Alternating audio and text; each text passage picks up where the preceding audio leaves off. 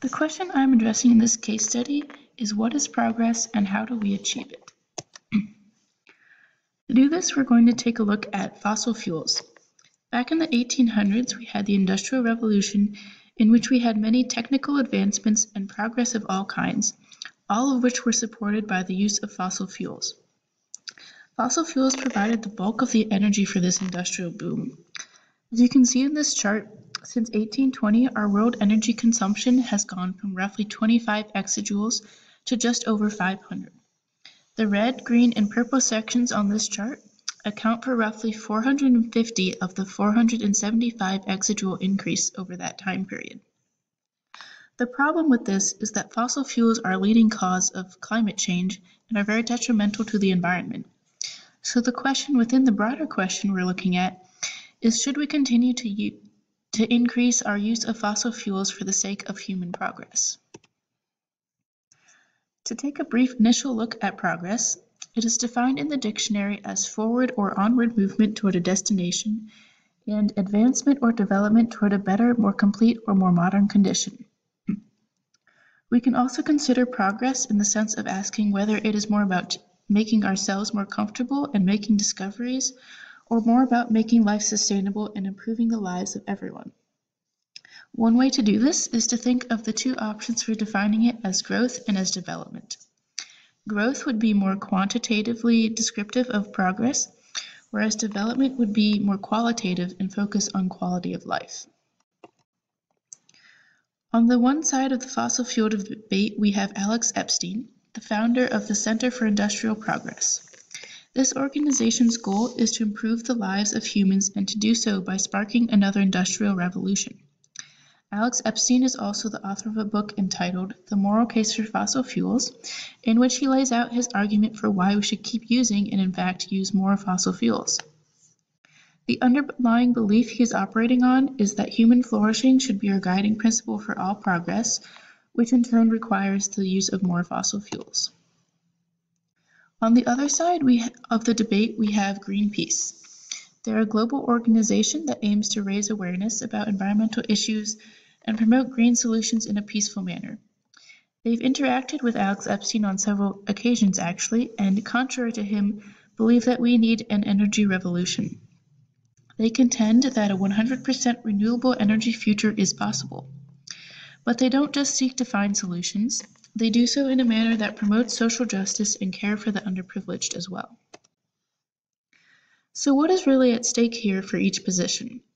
For the pro-fossil fuel and more material-centered progress side, a major element is simply the ability to make advancements and to fund research for them. Similarly, industries currently benefiting financially from fossil fuel usage stand to lose money if people start divesting from them for clean energy. Another element to consider is coal mining communities that rely on mining as their main source of income. As we start to close those mines, they're greatly affected and their communities suffer. For the other side, they're fighting for the environment. They're not just fighting for the present state of the environment, but the future as well. We all want our children and grandchildren to have good and healthy lives. Greenpeace in particular is also fighting for progress on social justice issues. Now we'll take a look at some of the merits of each side. Scientifically, the pro-fossil fuel position's first merit is that the first industrial revolution did in fact bring about many great advances in all areas, showing that there is value in industrialization. Because of it, we now have longer lifespan, higher quality of life, greater ability to travel around, and of course electricity. It would be difficult to deny the good things it has brought us thus far. The fossil fuel industry and associated research also provides a lot of jobs in the US. In 2016, there were nearly 1 million fossil fuel-related jobs and 120,000 medical research jobs alone, not including other types of research. Furthermore, one could also point out that in order to be able to find solutions for the current energy and environmental crisis we're in, we actually need to invest in industrial and scientific development. Our current clean energy supply cannot support the entirety of our energy demands, so we need to continue researching and developing those solutions. And also, just in general, Fossil fuel energy is currently cheaper economically compared to other renewable sources. On the anti-fossil fuel side, we can start by pointing out that the Earth does in fact have a finite amount of resources for us to access and to use. In a sense, if we continue to depend on fossil fuels and eventually run out, we're sort of setting up future generations for some type of collapse of the economy or ecosystem that we can't predict. As pointed out by Katharine Hayhoe in one of her global weirding episodes, an estimated 4 million people die annually from outdoor pollution, much of which is the pollution is increased by the use of fossil fuels. It is also important to note that the job market for non-fossil fuel energy and energy efficiency jobs is one that is growing very rapidly. In 2016, there were over 3 million jobs in this field, and the solar and wind technician and installer jobs in particular were growing at a rate 13 to 15 times faster than the US average. Another interesting point to note is that research has shown that well-being and happiness only increase with income up to a certain point. So once that point is reached, it may not be beneficial to continue seeking increases there anyways. For theological merits on the side for fossil fuels, we begin with Genesis 1:26.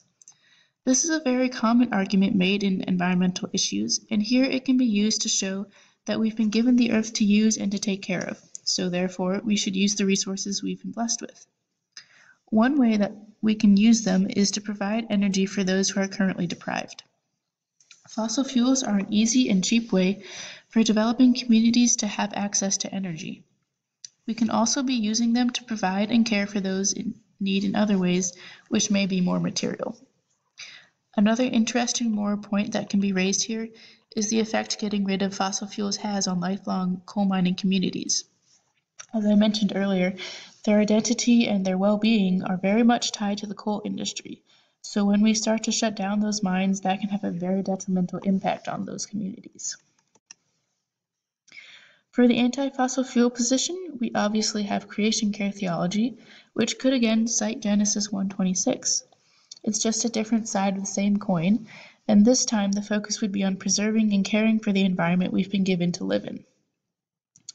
The Bible also urges the church to care for those in need. In Naomi Yoder's response to Katharine Hayhoe at the Goshen College Science and Religion Conference this year, she mentioned that us is not only a local term, but a global one. In this sense, it is our duty to care for both our local and our global neighbors, which likely includes reducing our fossil fuel use to address the more severe climate effects some of our neighbors are experiencing. Another merit we have is that progress is not only material. Here we have a quote pointing out the complexity of our society. There are so many factors influencing and forming society that it wouldn't quite be right to measure progress based on only one or a few of them. So where do we end up on the topic of progress after all of this? To start, I would say that progress doesn't simply refer to technological and lifestyle advancements, but is in fact much more complex. There is no single definition for it that could truly encompass all that goes into it. Secondly, I realize that it is pretty much impossible to stop using fossil fuels entirely all at once, but I do think that we should be working to reduce our dependence on them as they are so detrimental to our environment.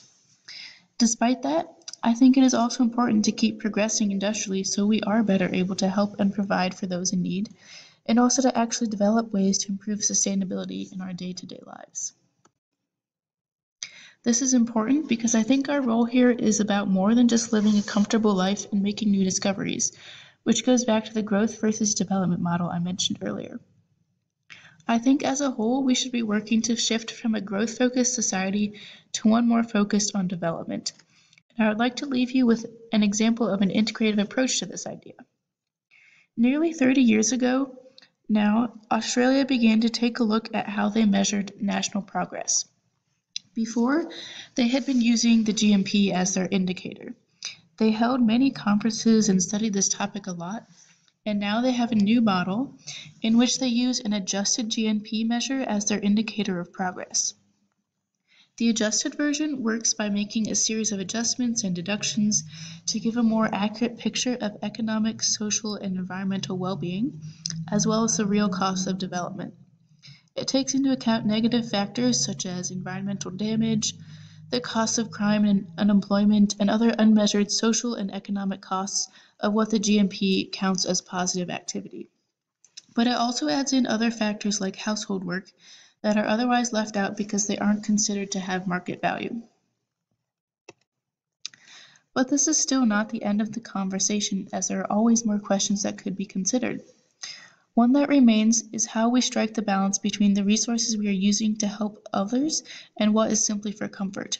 And then where do we draw that line? Who gets to decide where the line is? Is it the people, the government? Another question that comes up is how much we as privileged human beings are to change our lifestyle in order to strive for sustainability. Are we to sacrifice all comfort and drastically change our lifestyles, or are we allowed to remain somewhat in our comfortable lifestyles?